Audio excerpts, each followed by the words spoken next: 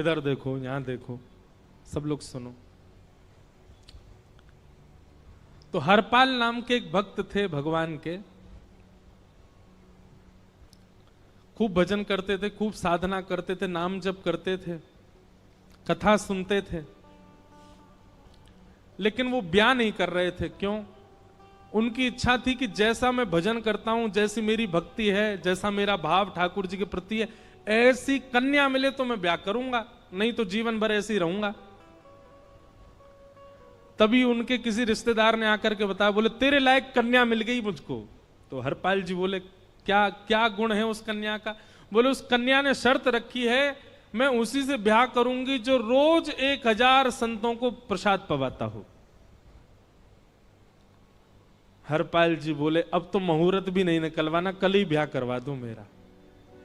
ऐसी कन्या से तो मैं बिना मुहूर्त के ब्याह करूं। मुहूर्त उसके संग देखा जाता है जिसके संग यह संकोच हो या फिर यह दुविधा हो कि पता नहीं जीवन कैसा चलेगा। इससे तो मुझे भरोसा है बढ़िया जाएगा मेरा जीवन, इसी से ब्याह करा दो। कन्या ने शर्त रखी, हरपाल जी हम आपसे ब्याह तो कर रहे हैं पर हमारी शर्त मंजूर है ना, रोज 1000 संतों को प्रसाद पवाना पड़ेगा। बोला मैं निश्चित करूंगा, आप ब्याह कर लो। और ब्याह हो गया। हरपाल जी रोज 1000 महात्माओं को प्रसाद पवाते। अब देखो, अगर कोई संकल्प ले ले कि मैं 1000 महात्माओं को प्रसाद पवाऊंगा, अगर 100 महात्मा ज्यादा बढ़ जाएं, 200 महात्मा ज्यादा, उनको मना करेगा क्या? वो तो फिर अपराध बनेगा उससे। प्रसाद पवाने का संकल्प लिया तो जितने आए सबको बैठाने की जिम्मेवारी उसकी। ऐसी कथा में भी होता है, कथा में जितने लोग आए सबका स्वागत होना चाहिए, सबके लिए स्थान पर्याप्त होना चाहिए। कई जगह प्राइवेट कथा करा, हम तो मना कर देते, मत कराओ भैया, आपको अपराध लगेगा। क्यों? वैष्णव को पता चला कि कथा हो रही, वो सुनने आ गया, जगह नहीं मिली या फिर वो बैठ नहीं पाया, तो खाली रहे भले ही स्थान, पर फिर भी स्थान बड़ा रखो ताकि कोई भी आए तो कोई रहे ना कथा से, नहीं तो कथा कराने वाले को अपराध लगता है। वैष्णव बिना सुने चला गया। तो हरपाल जी ने नियम ले लिया, रोज 1000 महात्माओं को भोजन कराते। अब 1000 की जगह कभी कभी 1200 भी हो जाते, 1300 भी हो जाते, 1500 भी हो जाते, लेकिन हरपाल जी करते कुछ नहीं थे। कमाई का कोई जरिया नहीं था, केवल दादा परदादाओं की पुश्त से जो उनके पुश्तैनी धन था उसी को ही खर्च करते जा रहे थे। 1 साल तक बढ़िया चला, 1.5 साल बढ़िया चला, लेकिन 1.5 साल बाद धीरे धीरे धन खत्म होने लगा। जैसे ही धन खत्म होने लगा, हरपाल जी बड़ी चिंता में आ गए, क्या करें। पत्नी को नहीं बताते थे। क्यों? बोले इससे तो शर्त लगी, इसको क्यों बताऊं अपना दुख, इससे तो शर्त मेरी यही शर्त थी कि रोज 1000 संतों को भोजन कराना। तो हरपाल जी ने बाहर जाते और दुकानदारों के यहां से जाकर के कर्जा लेने लगे। वो पुराने संपन्न थे तो किसी ने कर्जा देने से मना भी नहीं किया, सब देने लगे, बोले ले जा। इतना कर्जा कर लिया, 6-7 महीने तक कर्जे में भी उनके संत सेवा बंद नहीं हुई। 6-7 महीने बाद मांगने वालों ने मांगना शुरू किया, बोले हमारा दो, हमारा दो, हमारा दो। किसी का नहीं दे पाए तो पूरे नगर में ये हो गया कि भैया हरपाल जी अब पहले जैसी स्थिति में नहीं है, कर्जा इनको देना बंद करो, ये देते ही नहीं है पैसा लौटा करके। सब बिगड़ने लगा, धन नष्ट हो गया, इज्जत चली गई, लेकिन उनकी संत सेवा नहीं रुकी, रोज संत सेवा करते। एक दिन मन में विचार करने लगे, अब क्या करूं, अब तो मुझे कोई कर्जा भी नहीं देता, गहने भी सारे बिक गए, धन भी सारा खत्म हो गया। तो हरपाल जी ने मन बनाया कि मैं चोरी करूंगा, और चोरी करके ठाकुर जी, आप लोग मत करना ऐसा, चोरी करूंगा। हरपाल जी चोरी करने जाने लगे, लेकिन हरपाल जी का नियम था कि वो किसी के धन की चोरी नहीं करते थे। संपन्न लोगों के घर में जाते थे और उनकी रसोई घर की सामग्री चुरा लाते थे, चीनी, दाल, आटा, चावल, मूंग, नमक, मिर्च, ताकि भंडारा हो जाए सवेरे। इस प्रकार महाराज चोरी होने लगी। एक घर की हुई, दो घर, अब तो हल्ला होने लगा। बोले कि घरों की सामान राशन चोरी हो जाता है। वो बड़ा विचित्र चोर है, धन नहीं चुराता है, राशन चुरा के भागता है। ऐसी चोरी होने लगी महाराज। अब तो लोगों ने अपने अपने घरों में पहरेदारी शुरू कर दी कि चोरी ना हो। तो हरपाल जी को और दिक्कत होने लगी, क्या करें, कैसे करें। धीरे धीरे हरपाल जी इस स्थिति में आ गए कि अब संपन्न लोगों के यहां उन लोगों को ढूंढते जो ना कभी संत सेवा करते ना वैष्णव सेवा करते, और उन लोगों के यहां जाकर के थोड़ा बहुत धन चुरा लेते, स्वर्ण चुरा लेते।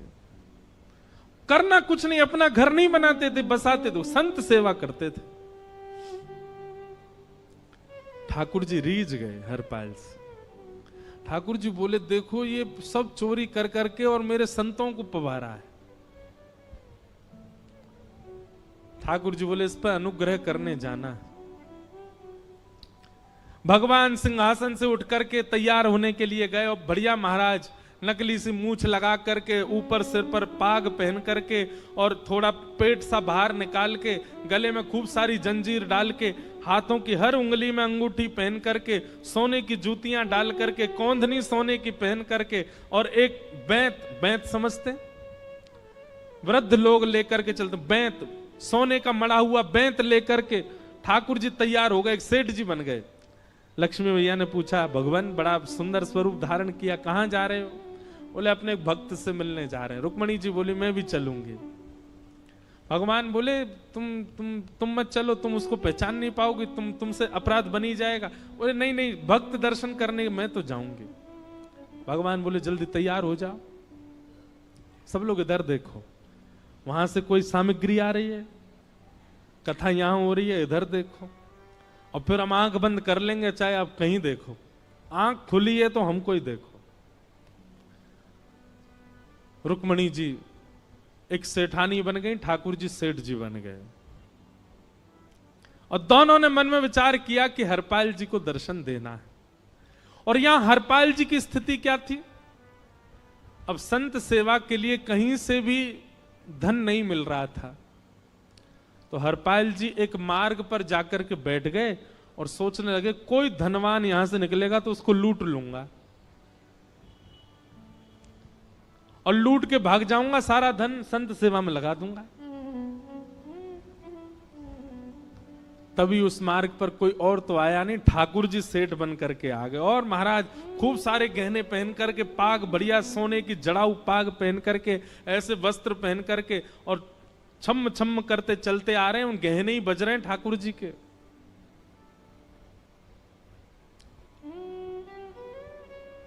हरपाल जी ने जैसे ही नेत्र खोल करके देखा, ठाकुर जी के रूप यौवन और सबरी उनके श्रृंगार को देख करके हरपाल जी बोले, ये तो 1 आध साल के भंडारे की व्यवस्था आ रही है सामने से। इतने में ही सेठानी जी, रुक्मणी जी भी आई। उनको ओहो, ये तो कम से कम 5-10 साल की व्यवस्था आ रही है। अगर ये दोनों लूट लिए जाएं तो 10 साल चोरी नहीं करनी पड़ेगी। देखो कितना धन संपन्न।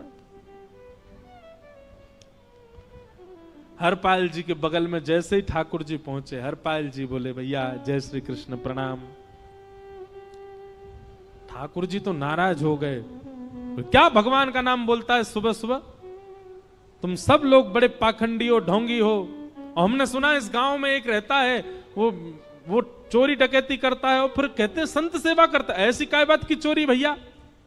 करता तो चोरी है, भली उससे भली संत सेवा करता हो। नाम उसका हरपाल है, हम सब जानते हैं। भगवान का नाम मत लो हमारे सामने। हरपाल जी समझ गए, वो तो बिल्कुल भगवत विमुख है, इसकी तो एक अंगूठी भी नहीं छोड़नी मुझको, इसका तो सब लेके जाऊंगा। अगर ये बदले में जय श्री कृष्णा बोलता तो एक आध गहना छोड़ देता इसका में, पर ये तो इतना बिखर रहा है भगवान का नाम सुन के, इसका कुछ नहीं छोड़ूंगा, सब ले जाऊंगा।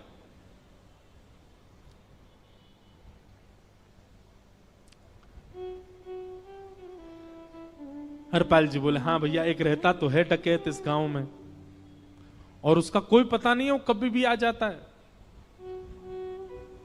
लेकिन एक मार्ग जंगल में होकर के है, उसमें गांव में नहीं जाना पड़ता। जंगल से गुप्त चुप निकल करके पूरे गांव पार हो जाएंगे, आप शहर पहुंच जाओगे।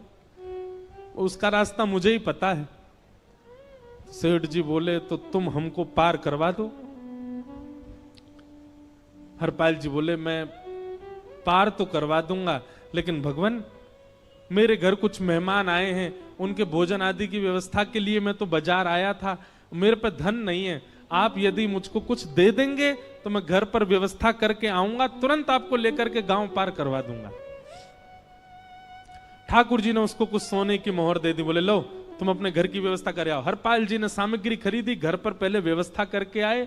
बोले आज की व्यवस्था हो जाए, क्योंकि आज तो 10 साल का सब चोरी करना समय लगेगा। पत्नी से कहा भोजन प्रसादी बनाओ, संतों को पवाओ। संत पूछेंगे मैं कहां है, तो कहना कि आप लोगों की 10 साल की व्यवस्था करने गए आज। हरपाल जी लौट करके आए और सेठ जी से कहा आइए आइए चल दीजिए मेरे साथ और हमारे संगी चलना बिल्कुल। ठाकुर जी रुक्मणी जी चलने लगे।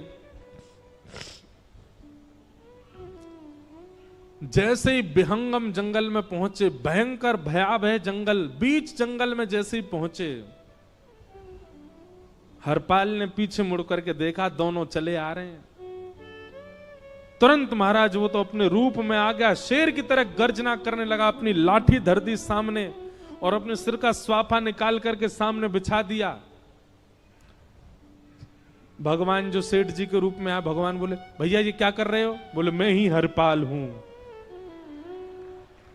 सारे सामग्री निकालो, डाल दो यहां पे, एक चीज भी मत छोड़ना, नहीं तो तुम जानते नहीं हो तुम्हारा क्या करूंगा। ठाकुर जी तो थर थर कांपने लगे।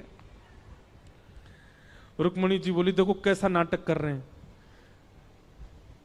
रावण के आगे नहीं डरे थे, कुंभकर्ण के आगे नहीं डरे, हिरण्यकश्यप के आगे नहीं डरे, और वो हरपाल के आगे ऐसे कांप रहे हैं।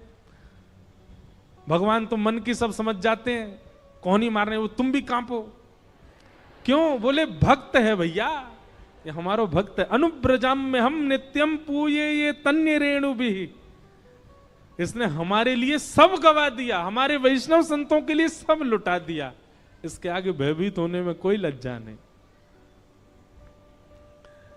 लक्ष्मी नारायण दोनों कांप रहे हैं और हरपाल कह रहा सब निकालो। ए सेठानी जी कान के कुंडल उतारो।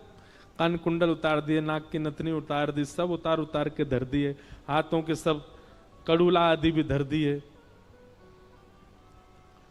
भगवान ने भी अपने सब उतार। बोले बैंत कहां लेके जा रहे, उसको भी धर दो। बोले अरे भैया बुढ़ापे की लाठी, हम गिर जाएंगे। बोले कुछ नहीं गिरोगे, धर दो इसको। जीवन में कभी राम ना, जय श्री कृष्ण बोलने पे चिल्ला रहे थे मुझ पे, रखो इसको यहां पे। सारा धर दिया। बोले बहुत बढ़िया हो गया, अब 10 साल की व्यवस्था हो गई। इतने में भगवान की कनिष्ठ उंगली में एक अंगूठी थी। हरपाल बोला ये कहां बचा के ले जा रहे हो, उसको दो। बोले अरे भैया ये तो बहुत बचपन की हमारी अंगूठी है और ये आज तक हमारी निकली ही नहीं है और ये निकल ही नहीं पाएगी, इसको बाहर हम निकाल ही नहीं सकते, इसको तो रहने दो हमारे पास। बोले तुम क्या जानो, इस अंगूठी से कम 1 हफ्ता संत भोजन होगा और तुम पे तो दया करनी नहीं है। चिल्लाए थे मुझ पे जय श्री कृष्ण बोलने पर, निकालो इसको। भगवान खूब प्रयास करें, वो नहीं निकले तो हरपाल जी ने उंगली पकड़ी। बोले इसको काट देता हूं मैं, तुम्हारे पास उंगली रहने का कोई काम नहीं है, तुम उंगली से करते ही क्या हो। और महाराज जैसे ही उंगली पकड़ करके काटने का मन किया, वो काटने ही वाले थे, इतने में ही द्वारिकाधीश भगवान शंख चक्र गदा पद्म धारण करके प्रकट हो गए सामने। रुक्मणी जी महालक्ष्मी के रूप में प्रकट हो गई और दोनों ने अपने अंक में हरपाल को भर लिया। हरपाल जी समझ नहीं पा रहे ये क्या हुआ, दूर हटे। बोले नाथ, बोले हम साक्षात द्वारिकाधीश, ये साक्षात रुक्मणी तुम्हारी भक्ति से प्रसन्न होकर तुमको दर्शन देने आए हैं। हरपाल जी घुटने के बल बैठ गए, रोने लगे, सर रख दिया चरणों में, पटकने लगे। बोले नाथ, मैंने अपने नाथ को लूटा, आज मैंने अपने स्वामी के साथ डकैती कर रहा था, मैं अपने स्वामी की उंगली काटने पर मजबूर हो गया था, इसका मतलब तो मैं पापी हूं। मेरा पाप इतना प्रचंड हो गया कि मैं आपके रूप को नहीं पहचान पाया। भगवान ने हृदय से लगा, नहीं हरिपाल, तुमने कभी अपने लिए प्रयोग थोड़ी किया। तुम्हारी पत्नी भूखे सो जाते हो, लेकिन संतों को भूखा नहीं जाने देते। ठीक है, उसके लिए भले ही तुमने वह गलत मार्ग अपनाया जो नहीं अपनाना चाहिए था, परंतु उसमें उद्देश्य कोई और तो नहीं था, मेरे जनों की सेवा ही तो थी, मेरे वैष्णवों की सेवा। और देखो हरपाल, एक मेरी बात सुनो, आज तुम्हारे मन में ग्लानि होती है कि तुमने दूसरों का धन हड़प करके और उससे संत भोजन कराया। वास्तव में इसका विधान शास्त्रों में यह बताया गया, जिसके धन से भोजन बना और संतों ने पाया, परोसा भले ही किसी ने भी हो, कार्यक्रम भले ही किसी ने भी कराया हो, पर धन जिसका लगता है पुण्य उसी को मिलता है। तुमने तो अपने गांव के, शहरों के उन लोग जो कभी संत सेवा नहीं करते थे, उनके धन चुरा चुरा करके उनको पुण्य बांटा है। तुमने कुछ गलत नहीं किया है। हां, अपने प्रयोग में यदि लेते तो पाप हो जाता, लेकिन तुमने तो एक रत्ती भी अपने प्रयोग में नहीं ली, सब संतों में लगा दी, और जितने लोगों का धन चुराया उन सबको पुण्य प्रदान कर दिया। हम तुमसे बड़े प्रसन्न हैं। हरपाल जी चरणों से लिपट गए, बोले नाथ आप बड़े कृपालु, बड़े दयालु। भगवान बोले अब हमने दर्शन दे दिया, अब हम जाएं।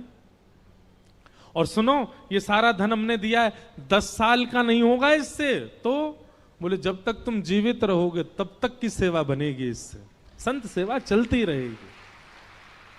ये सारा धन आभूषण हम लेकर के इसीलिए आए थे, ताकि तुमको अब कभी किसी से मांगना ना पड़े, किसी से हड़पना ना पड़े। भगवान जाने लगे तो हरपाल जी चरणों में गिर गए, बोले नाथ आज मैं आपके दर्शन कर पाया, मैं संत सेवा कर पाया, इसमें सबसे बड़ा योगदान मेरी पत्नी का है। उसने नियम नहीं बनाया होता तो शायद मैं कभी ऐसा नहीं करता। आप उसको दर्शन दिए बिना जाएंगे, मैं उसको क्या बताऊंगा? मैं उससे जाके कह भी नहीं पाऊंगा कि आप मुझे मिले, और उसकी वजह से आप मुझे मिले, वो कृपा कर उसको दर्शन दे दीजिए। ठाकुर जी बोले ठीक है। तुरंत लक्ष्मी नारायण भगवान ने छोटे छोटे बालकों का रूप धारण कर लिया और हरपाल जी की गोद में बैठ गए, और हरपाल जी अपनी गोद में लेकर के ठाकुर जी को घर पर आए, और आकर के अपनी अरे सुनो देखो कौन आए हैं। जैसे बाहर आकर के देखा तो नन्हे से ठाकुर जी, नन्ही से रुक्मणी जी गोद में बालकों की भांति बैठे हैं। बोले अरे इतने सुंदर सुंदर बालक। बोले बालक नहीं है, ये साक्षात जगन्नाथ भगवान, साक्षात रुक्मणी जी, साक्षात द्वारिकाधीश हैं। तुरंत ठाकुर जी अपने रूप में प्रकट हो गए और दोनों दंपति को दर्शन दे करके भगवान वहां से प्रस्थान कर गए। बोलो भक्त वत्सल भगवान। तो एक भक्त जीवन संगी का प्राप्त होना भगवत दर्शन तक ले जा सकता है आपको। अब जिनके ब्याह हो चुके हैं उनसे तो अब हम कुछ कर नहीं सकते, पर जिनके नहीं हुए हैं संभल जाओ, सुधर जाओ, ठाकुर जी से प्रार्थना करो, और प्रार्थना करके केवल एक ही चीज मांगो, क्या? हम गृहस्थी हैं नाथ, यह गृहस्थाश्रम है, हम इसमें आ चुके हैं, अब कृपा करके हमारे जीवन में जो भी आए वो आपका भक्त आए। लेकिन आपके अथक प्रार्थना करने पर भी ठाकुर जी ने यदि नहीं दिया तो भी चिंतित मत होइएगा। मीराबाई को भी नहीं मिले अनुकूल, करमेती बाई को भी नहीं मिले अनुकूल, सक्कू बाई को भी नहीं मिले अनुकूल पति,